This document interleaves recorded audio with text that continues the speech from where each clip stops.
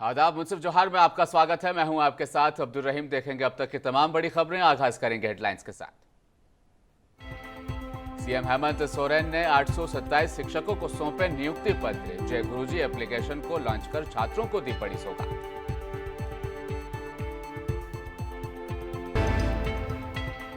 दुमका में सड़क निर्माण कार्य में भारी अनियमितता। सांसद निशिकांत दुबे ने कहा, मानक को ताक पर रखकर ठेकेदार कर रहा है काम।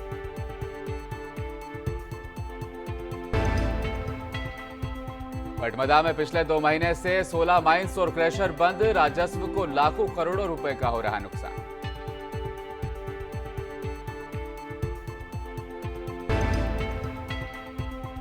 और आदिवासी कोबरा मिलिट्री ऑफ असम के 4 सदस्य गिरफ्तार। एसपी नौशाद आलम ने दी जानकारी।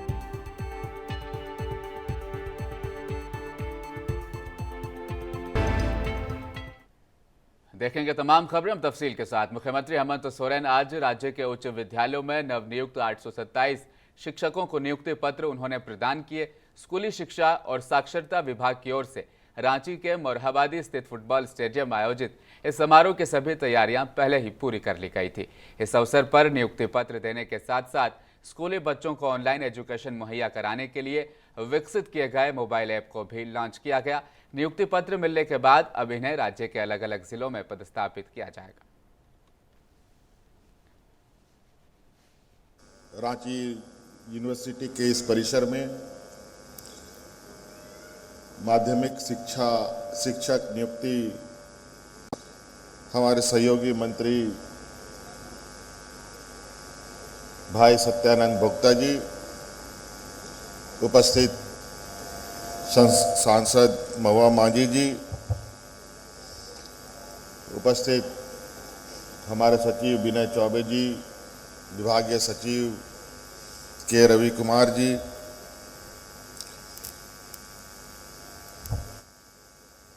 डायरेक्टर नेहा अरोड़ा जी, किरण पासी जी,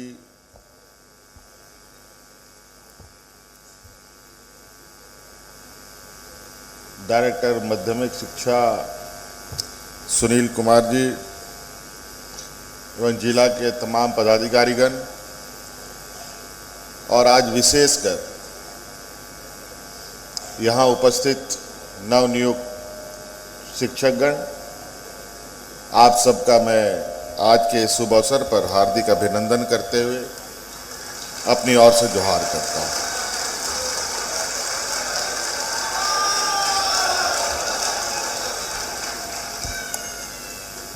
आज चूंकि शिक्षकों की संख्या इतनी अधिक है कि इतना बड़ा सभागार तो हमारे पास है नहीं, इसीलिए आज ये टेंट लगाकर आप लोगों के बीच में ये नियुक्ति पत्र वितरण किया गया।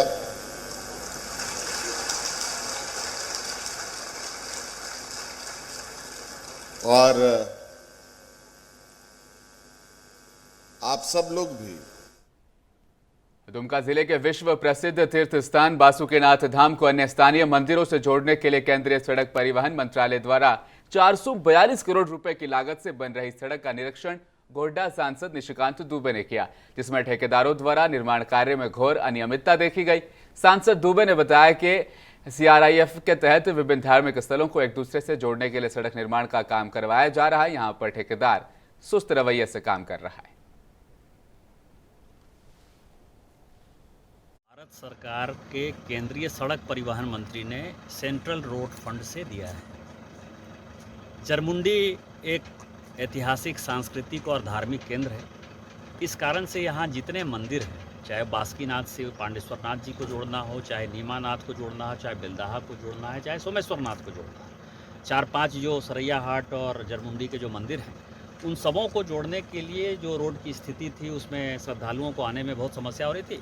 तो केंद्र सरकार ने एक फैसला किया कि 50 किलोमीटर, लगभग 48.9 किलोमीटर, 50 किलोमीटर रोड जो है माननीय प्रधानमंत्री। बोकारो जिले के पेटरवार की धरती पर अग्रवाल समाज के द्वारा अग्रसेन महाराज की 5147वीं जयंती बुधिया भवन में पहली बार मनाई गई, जिसमें पेटरवार समाज के छोटे बड़े सभी लोगों ने मिलजुल कर एक साथ समाज के उत्थान के लिए चर्चा परिचर्चा की। चर्चा परिचर्चा से पहले समाज के लोगों ने अग्रसेन महाराज की फोटो युक्त प्रतिमा पर फूलमाला चढ़ाकर दीपक जलाकर नमन किया। रविकांत सिंगला ने इस मौके पर बताया कि महाराज अग्रसेन श्री राम के वंशज।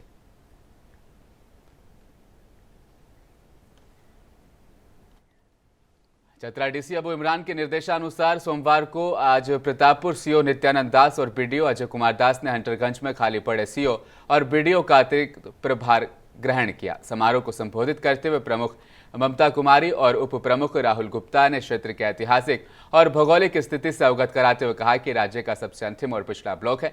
अब इस पर मेहनत हम लोगों की तरफ से लगातार की जाएगी, इसको अग्रणी ब्लॉक में लाया जाएगा।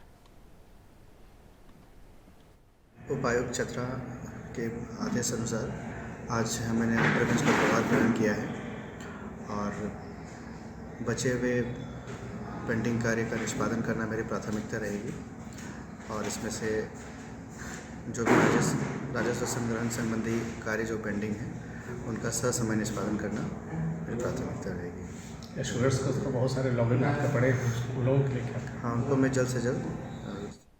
बैरवा अनुमंडल के Bokaro thermal GVC power station का एक ऐसा कार्य है, वहां ट्रांसपोर्टिंग को स्थानीय मजदूरों ने बंद कर दिया।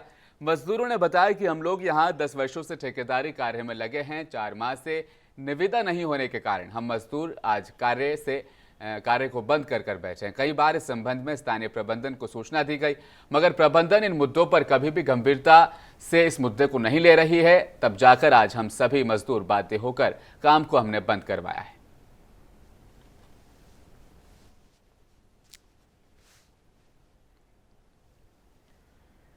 जमशेदपुर के पटमदा में पिछले 2 महीने से 16 माइंस और क्रेशर बंद है। वहीं पटमदा क्रेशर यूनियन के अध्यक्ष रामकेवल सिंह ने कहा कि सड़क बनाने वाले एक ठेकेदार ने ग्रामीणों को भड़काया है, जिस कारण से ये बंद है, जिससे सरकार को लाखों करोड़ों रुपया का राजस्व की क्षति हो रही है। क्रेशर यूनियन के अध्यक्ष रामकेवल सिंह ने कहा कि पिछले 7 सालों से क्रेशर और माइंस का वहां पर काम चल रहा था। अचानक 2 महीने से क्रेशर और माइंस को ग्रामीणों ने बंद करा दिया है। इससे राजस्व को लाखों करोड़ों रुपए का नुकसान हो रहा है।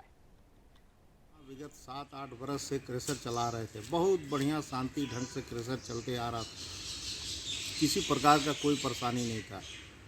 अभी विगत 6 महीना साल भर पहले ठेकेदार एक काम लिया और काम अभी चालू कराया और चालू करा के ग्रामीण बेचारे भोले भाले को भड़का कर काम को बंद करा दिया। सारे क्रेशर बंद हैं, बोले जब तक हमारा रोड नहीं बनता तब तक आप लोग काम को रोड बंद करके रखिए, और जिसके चलते सरकार को लाखों रुपया का नुकसान हो रहा राजस्व का। हजारों लोग बेरोजगार हो गया। ये ठेकेदार एकदम अपने काम को साजिश रचते हुए सारे। बरहेट थाना क्षेत्र से पुलिस ने आदिवासी कोबरा मिलिट्री ऑफ असम के 4 सदस्यों को गिरफ्तार कर लिया है। पुलिस लाइन स्थित अपने कार्यालय कक्ष में एसपी नौशाद आलम ने प्रेस कॉन्फ्रेंस कर इसकी जानकारी दी। 14 अक्टूबर को पुलिस को गुप्त सूचना मिली थी कि बरहेट के भैरोठाब में असम के कुछ लोग हथियारों के साथ किसी बड़ी वारदात को अंजाम देने आए हुए हैं। तब इन 4 की गिरफ्तारी कर ली गई। बोकारो एसपी प्रियदर्शी आलोक ने आज कार्यालय सभागार में अपराध समीक्षा बैठक के दौरान शहरी इलाके के सभी थाना प्रभारियों को शाम 6 बजे से रात 8 बजे तक गश्ती करने का निर्देश जारी किया है। एसपी ने सभी थाना प्रभारी को मुख्यमंत्री और मुख्य सचिव के द्वारा दिए गए निर्देशों का पालन करने की भी हिदायत दी। अपराध समीक्षा जो है सितंबर महीने का आज किया गया है और इसके तहत जो हम लोगों ने कितना हमारा केस का अनुसंधान का क्या स्थिति है एक्चुअली, उसके बारे में सभी थाना प्रभारी को और डीएसपी और इंस्पेक्टर को जो है निर्देशित किया गया है। वारंट कुर्की और इश्तिहार का जो है समय रहते हुए निष्पादन करना, और ख़ास करके दुर्गा पूजा को देखते हुए भी हम लोगों ने जो है आवश्यक दिशा निर्देश सीएम सर के द्वारा जो वीसी किया गया था 2 दिन पहले, तो उनके द्वारा जो जमशेदपुर के धातकीडी कम्युनिटी सेंटर में बाल विवाह मुक्त भारत अभियान के तहत कार्यक्रम का आयोजन किया गया। इस कार्यक्रम में DRDA director Jyotsna Singh, CDPO Durgesh Nandini, programme leader Shashi Bhushan, district lead Abhishek Kumar उपस्थित रहे। कार्यक्रम में बड़ी संख्या में सेविका सहायिका भी शामिल रहीं। बाल विवाह पर विस्तार से चर्चा की गई और बाल विवाह रोकने के लिए शपथ भी दिलाई गई।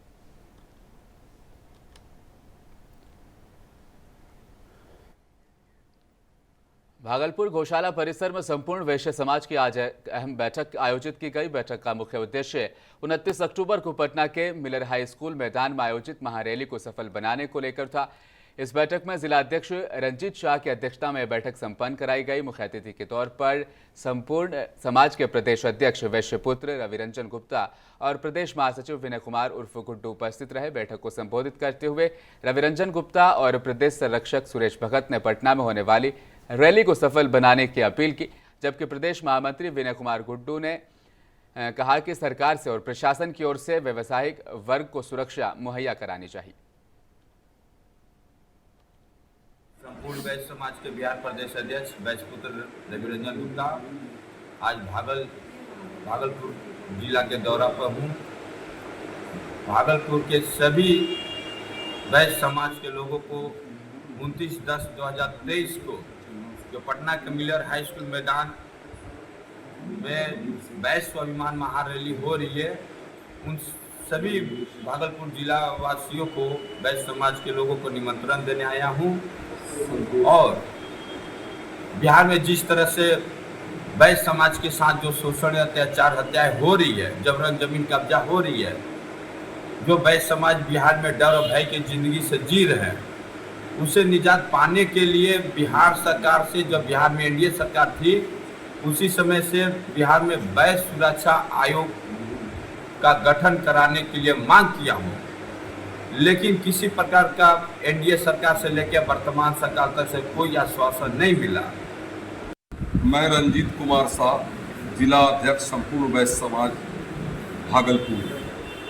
आज के प्रेस कॉन्फ्रेंस का मुख्य उद्देश्य है कि आगामी 29 अक्टूबर को पटना के मिलर हाई स्कूल में वैश्य स्वाभिमान रैली को सफल बनाने के लिए हमारे प्रदेश अध्यक्ष जी अपनी पूरी टीम के साथ भागलपुर पहुंचे हैं और आह्वान किए हैं कि भागलपुर जिला से अधिक वैश्य समाज पटना के मिलर हाई स्कूल में पहुंच। सहरसा जिले में कॉलेज के कर्मियों ने एक दिवसीय हड़ताल पर वो बैठ गए हैं। मुख्य मांगे लंबित वेतन की मांगों को लेकर रमेश झा महिला कॉलेज की कर्मियों ने विश्वविद्यालय इकाई संघ के द्वारा कलमबंद करने का आज से आरंभ अनिश्चितकालीन हड़ताल पर प्रक्षेत्रीय और भूपेंद्र नारायण मंडल मधेपुरा के आह्वान पर विभिन्न मांगों को लेकर महाविद्यालय में तालाबंदी भी करने की मांग की। अगर मांग पूरी नहीं की गई तो अनिश्चितकालीन धरने पर बैठकर हड़ताल की जाएगी।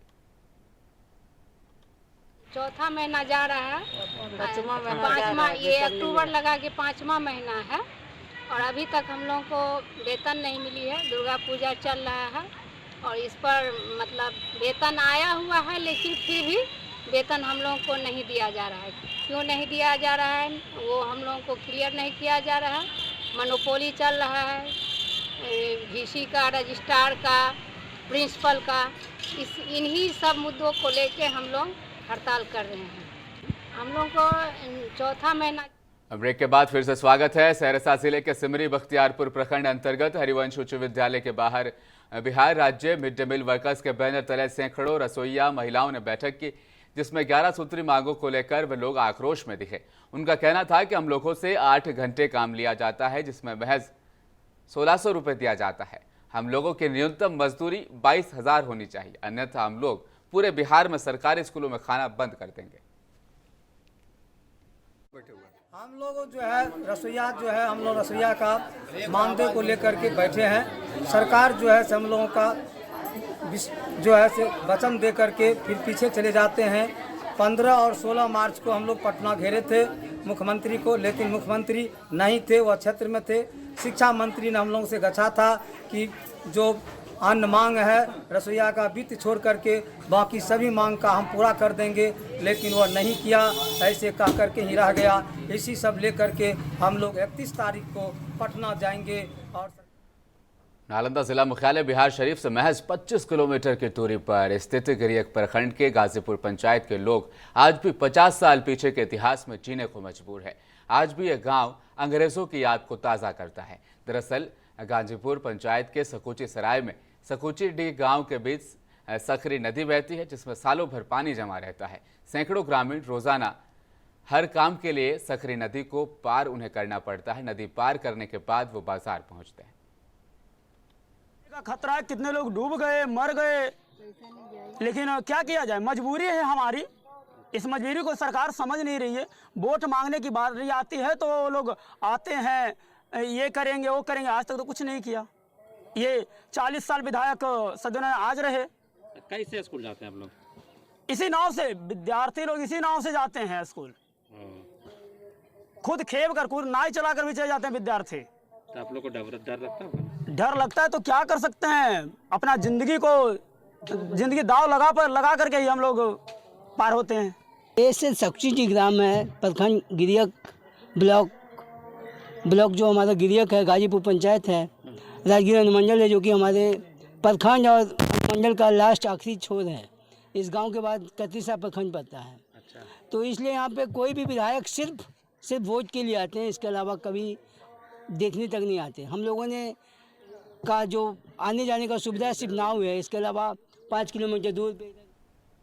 और मुजफ्फरपुर जिले में एक बार फिर बेखौफ अपराधियों ने एक होटल संचालक के गाड़ियों पर गोलियां बरसाई, जिसके बाद इलाके में हड़कंप मच गया। घटना के बाद सूचना पर पहुंचे तुर्की-ओपी थाने की पुलिस मामले की जांच में जुटी है। आपको बताते चलें कि पूरा मामला मुजफ्फरपुर जिले के तुर्की-ओपी थाना क्षेत्र के माधोल का है, जहां तुर्की-ओपी थाना क्षेत्र के माधोल में स्थित विकास लाइन होटल संचालक के गाड़ियों पर गोलियां बरसा दी गई। हालांकि इस गोलीबारी की घटना में होटल संचालक सुरक्षित है, वहीं उनकी कार पर 2 गोलियां भी लगी है।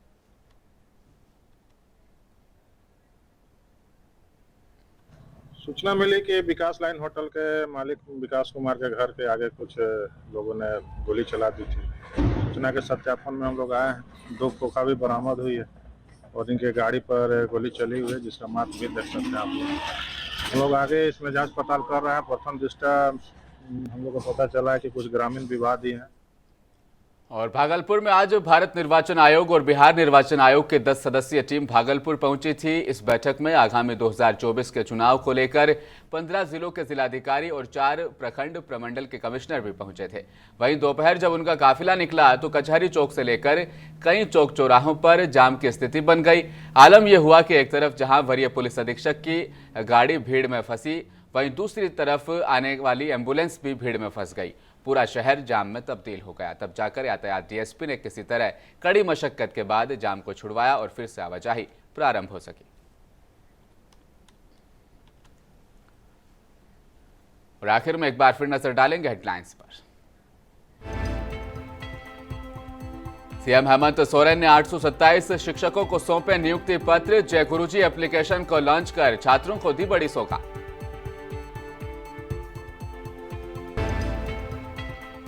दुमका में सड़क निर्माण कार्य में भारी अनियमितता। सांसद निशिकांत दुबे ने कहा, मानक को ताक पर रखकर ठेकेदार कर रहा है काम।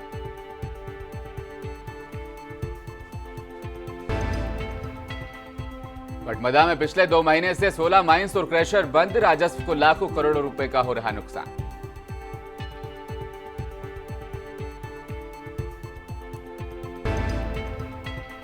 आदिवासी कोबरा मिलिट्री ऑफ असम के 4 सदस्य गिरफ्तार। एसपी नौशाद आलम ने दी जानकारी।